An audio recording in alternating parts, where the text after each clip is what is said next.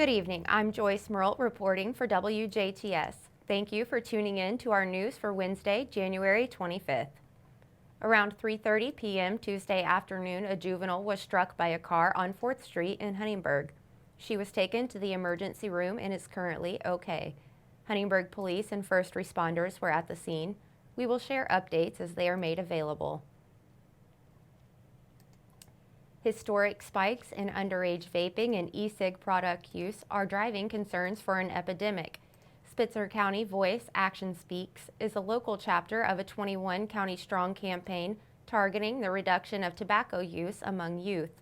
Indiana health officials work in accordance with Hoosier teens to engage, educate, and empower our future leaders. Partnerships between officials and the youth demographic strive to bridge the gap between our most vulnerable population and their governing bodies.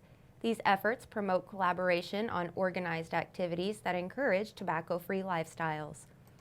On January 18th, several students involved with the Spencer County cohort participated in a state house rally to bring awareness to the harms of tobacco use. The gathering marked the countdown to the Take Down Tobacco National Day of Action at the Indiana State House's Youth Day. Participants signed a pledge to be tobacco-free, heard from state officials, and posed for a photo op with State Senator Mark Messmer. For more information, please visit voiceindiana.org. Homecoming Week celebrations at Oakland City University will include an award ceremony for I Change Nations. The international organization will recognize representatives from 34 countries who have impacted greater levels of change in their community while inspiring others to selflessly follow suit. The Greg K. Dillon Excellence in Action Award, named for the 1975 OCU alum, will be presented to 5 honorees. Mr. Dillon founded the unique Have a Blast with Granddad concept of providing safety, civility, fitness, and nutrition for kids of any age, and was named the I Change Nations Icon Newcomer of the Year in 2021. 4 other individuals with Oakland City or Oakland City University ties will receive prominent honors in the ceremony. It will take place in the recital hall of the Cornwell Reed Building on OCU's campus on January 26th at 4 p.m. Central Time. Since 2005, Indiana's natural resources have been celebrated with the State DNR Photo Contest to promote historic state resources. It's that time of year again when the Division of Historic Preservation and Archaeology are asking Hoosiers to find their cameras in favorite historical destinations. Interested photography lovers can email their JPEG-filed black and white or colored images to aborland@dnr.in.gov until April 7th. Subjects must be at least 50 years old and located within state lines, and while they aren't required to be fully restored, images of exclusively natural elements will not be accepted. Applicants may enter up to 3 images with a limit of 1 entry per email.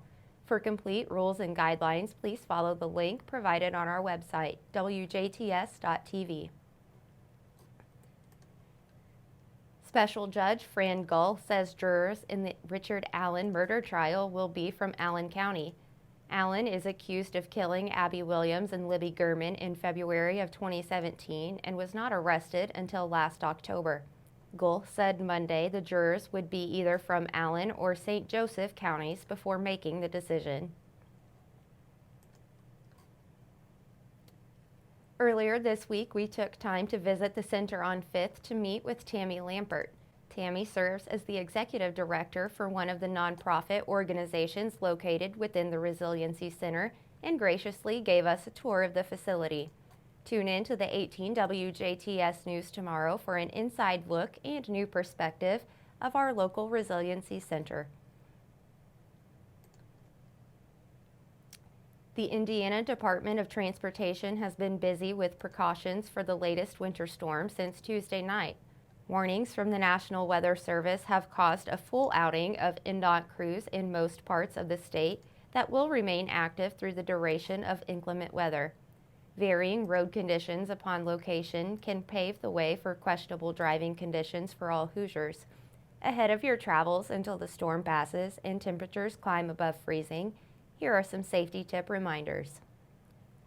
When roadways become wet or coated with ice or snow, driving can very quickly become hazardous.